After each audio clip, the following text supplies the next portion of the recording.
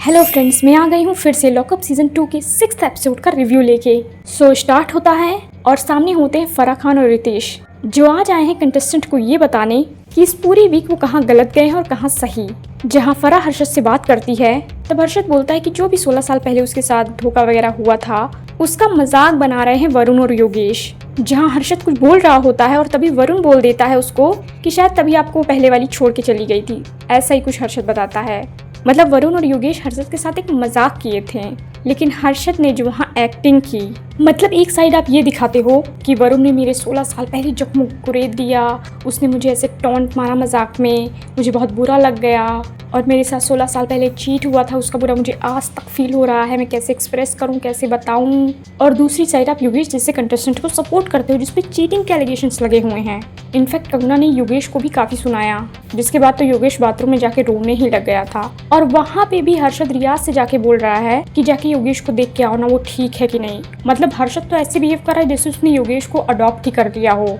एक साइड खुद के साथ आपके साथ चीटिंग हुई है, वो भी 16 साल पहले, जिसका बुरा आपको आज तक लगता है, ये आप ऐसा दिखा रहे हो। और दूसरी साइड योगेश जैसे कंटेस्टेंट को आप बेबी सिटिंग कर रहे हो जिसपे चीटिंग्स के एलिगेशंस लगे हैं। लिटरली मुझे लग रहा है कि हर्षद एक कैरेक्टर प्ले कर रहा है और वो एक कैरेक्टर में ही है इस शो में, क्योंकि रियल में किसी के साथ भी अगर ऐसी कोई चीटिंग होती, कभी किसी दूसरे ऐसे आदमी को सपोर्ट ही नहीं करता जिसके ऊपर चीटिंग के एलिगेशंस लगे हैं। कोई भी अपनी नॉर्मल लाइफ में नहीं करता, बट हर्षद यहाँ कर रहे हैं। मतलब हर्षद क्या ही पोएट्री करने की कोशिश कर रहा है वो तो वही जाने। उसके बाद आती है लॉकअप की ओजी होस्ट कंगना रनौत, जो एक लाइन से सबकी क्लास लेती नजर आई। पहले रियाज, धीरज और फिर राम कपूर की। कंगना ने तो धीरज को ये तक बोल दिया कि तुम में तो एसआरके का एस भी नहीं है, धीरज का तो मुंह ही छोटा सा हो गया था। यहाँ पे मुझे धीरज के लिए थोड़ा बुरा फील हुआ। मुझे लगता है धीरज के अंदर बहुत पोटेंशियल है और वो बहुत कुछ गेम में कर सकता है, बस वो गलत कंपनी में है। उसको जल्द से जल्द राम कपूर का साथ छोड़ देना चाहिए, वो सैली छोड़ देना चाहिए जिसमें वो राम कपूर के साथ है। इनफैक्ट धीरज उन कंटेस्टेंट में से है जिसे उसकी गलती बतानी नहीं पड़ती, बल्कि वो खुद समझ जाता है कि वो कहाँ गलत गया और कहाँ सही। जैसे धीरज ने श्रेया को मिडिल फिंगर वगैरह दिखाई थी जो कि गलत था, ये चीज़ धीरज को भी कहीं ना कहीं रियलाइज़ हुई।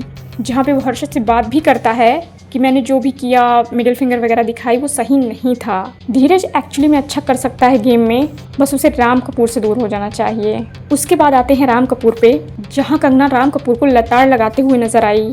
मुझे समझ नहीं आता ये होस्ट राम कपूर पे इतना टाइम वेस्ट करते ही क्यों हैं, जब खुद भी इनको पता है कि वो बंदा चेंज नहीं होने वाला है और उसने खुद भी मुंह पे बोल दिया कि मैं तो ऐसा ही हूँ वगैरह वगैरह। उसके बाद नॉमिनेटेड कंटेस्टेंट में से फराह सूफी को सेव कर देती है और बाकी बचे 4 प्लेयर श्रेया, आकांक्षा, श्रेष्ठा और माधुरी जी को फराह स्टेज पे बुलाती है, जहां कंगना उन चारों से कुछ सवाल जवाब करती है और उसके बाद कंगना श्रेया को सेव कर देती है। उसके बाद बचते हैं 3 कंटेस्टेंट जो अभी भी खतरे में होते हैं। और उसके बाद रितेश एक वीडियो प्ले करता है और आकांक्षा चमोला को ये बताता है कि उसकी 2 नहीं बस 1 लाइफलाइन बची है और उसकी 1 लाइफलाइन वेस्ट हो गई है श्रेया की वजह से, क्योंकि श्रेया ने उसका एक सीक्रेट रिवील कर दिया है।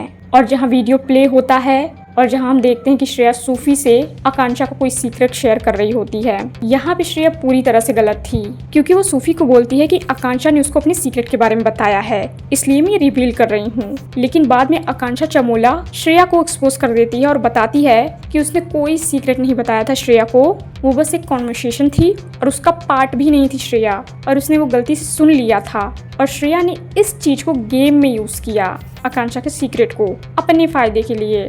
लेकिन मुझे समझ नहीं आ रहा है कि आकांक्षा का सीक्रेट रिवील करके श्रेया का क्या फायदा हुआ। मतलब श्रेया ने ये सिर्फ रिवेंज लेने के लिए किया था, क्योंकि आकांक्षा ने उसको नॉमिनेट कर दिया था। बाद में श्रेष्ठा इविक्ट हो जाती है और बाकी कंटेस्टेंट सेव हो जाते हैं। उसके बाद आकांक्षा श्रेया को खरी खोटी सुनाती है।